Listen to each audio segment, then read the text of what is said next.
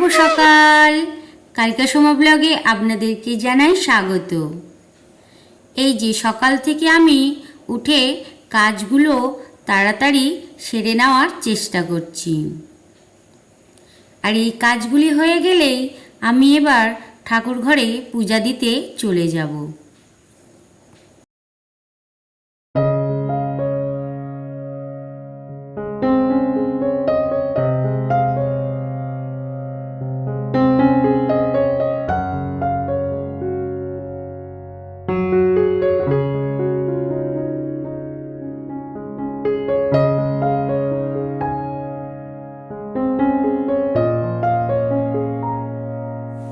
আজ কিন্তু বৃষ্টি হয়েই যাচ্ছে এক নাগাড়ে, মোটে বলে থামছে না।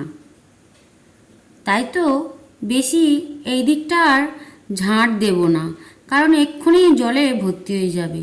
আর এই যে দেখতে পাচ্ছেন পিটপিট করে জল পড়তেই আছে। এই জলটা যতবারই ঝাঁট দিয়ে ফেলা হচ্ছে ততবারই জল চলে আসছে।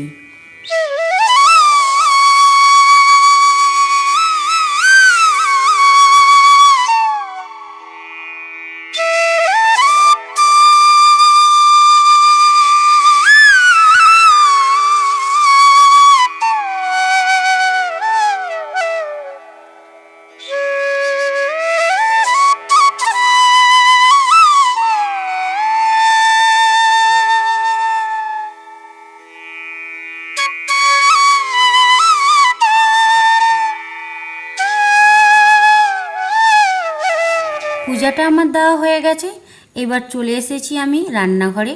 ছেলের টিফিনটা করে দেব। ওকে আজকে রোল করে দেব, ওকেও দেব, ছোট ছেলেকেও দেব। ছোট ছেলেকে আজ খিচুড়ি দেব না, যেহেতু দাদাকে রোল করে দিচ্ছি, দেখলেই ও কান্না করবে ওকে যদি না দিই। তাই ওকেও একটা দেব, আর বড় ছেলেকে টিফিনে করে দেব।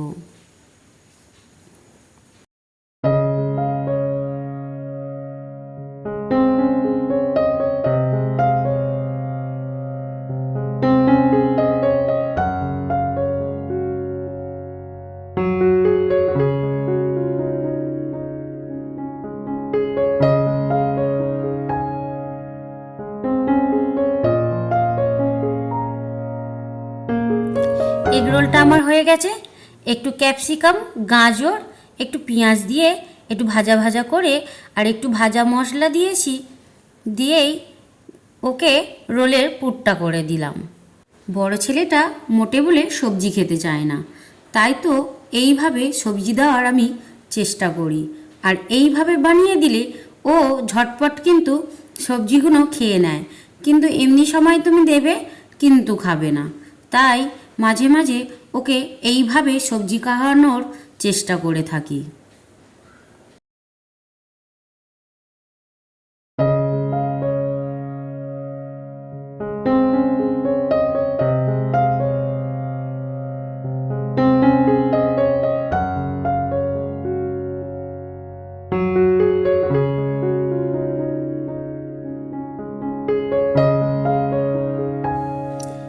একজন তো এখানে চলে এসেছে, দেখুন ছোঁচার মতো গুড়িয়ে গুড়িয়ে খেয়ে নিচ্ছে। সে আর কেউ না, সেটি হলো আমার ছোট ছেলে। বড় ছেলেটাকে তো টিফিন দিয়ে দিয়েছি, আর ছোট ছেলেটাকেও খাইয়ে নিয়েছি। নেওয়ার পরে দেখলাম অনেকটা সময় রয়েছে। আর এই যে হারমোনিয়ামটা কোনো দিন আর ব্যবহার হয় না, তাই তো আজকে সময় পেয়ে একটু বসে পড়লাম ছোট ছেলেকে নিয়ে। ছোট ছেলেকে বললাম একটু শিখবি বাবা, ওকে বললাম। আর এইভাবে কিন্তু অনেক ইচ্ছেই চাপা পড়ে যায়, স্বপ্ন স্বপ্নই থেকে যায়, পূরণ হয় না।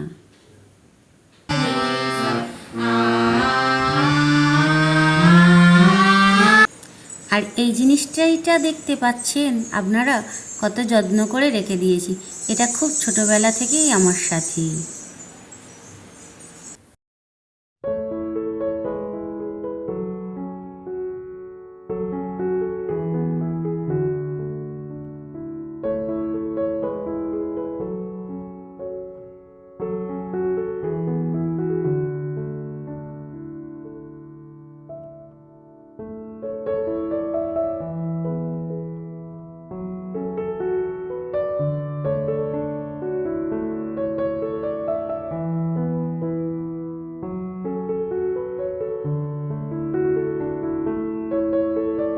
আবারও দুপুরে রান্না হবে, তাই তো আমি আবার রান্নাঘরে দুপুরে রান্না করতে চলে এলাম।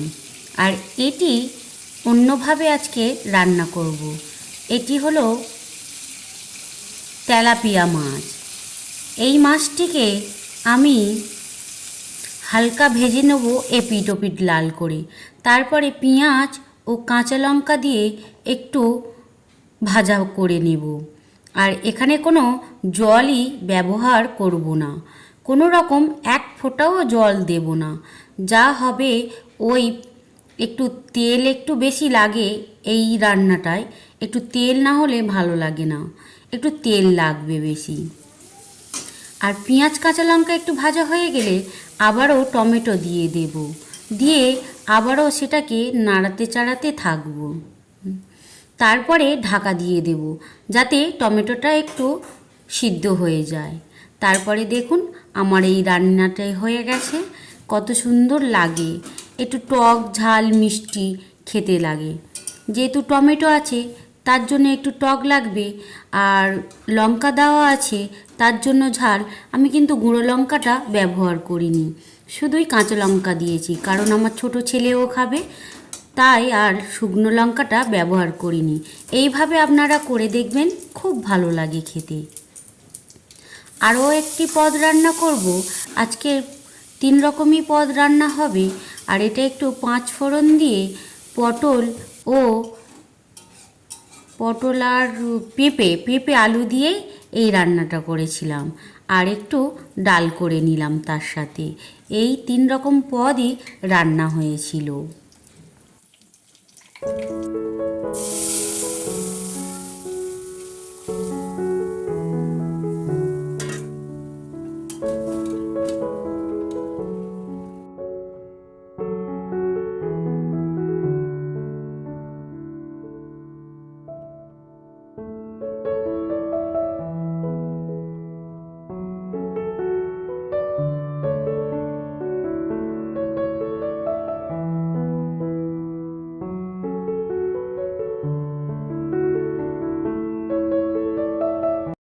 যা যা রান্না হয়েছে একবার আপনাদেরকে দেখিয়ে দিলাম। ডাল, পটল পেঁপে আলু দিয়ে একটা তরকারি নিরামিষ, আর এটি হলো মাছ, তেলাপিয়া মাছটি যেটা বললাম। এটা কিন্তু আপনারা করে খেয়ে দেখবেন, খুব দারুণ লাগে কিন্তু। আর এখানে জল কিন্তু দেওয়া যাবে না, আপনারা হয়তো অনেকেই জানেন, কিন্তু আমি এটা করে খাই। আর এই রান্নাঘরটিকে এবার পরিষ্কার করে নেব, আর ছোট ছেলেটাকেও খাইয়ে দেব এটা পরিষ্কার করা হয়ে গেলে। বাসনগুলো খাওয়ার পরেই, ওদের খাওয়া হয়ে গেলে তখনই মেজে নেব একসাথে। আর এখন এই পর্যন্ত ভিডিওটি রইল, আবারও আপনাদের সঙ্গে পরবর্তী ভিডিওতে দেখা হবে। আর আমার ভিডিওগুলো ভালো লেগে থাকলে লাইক করে দেবেন, কমেন্টও করবেন। আর এই রকম ভিডিও দেখতে হলে আমার চ্যানেলটিকে সাবস্ক্রাইব করে নেবেন। আপনারা ভালো থাকবেন ও সুস্থ থাকবেন।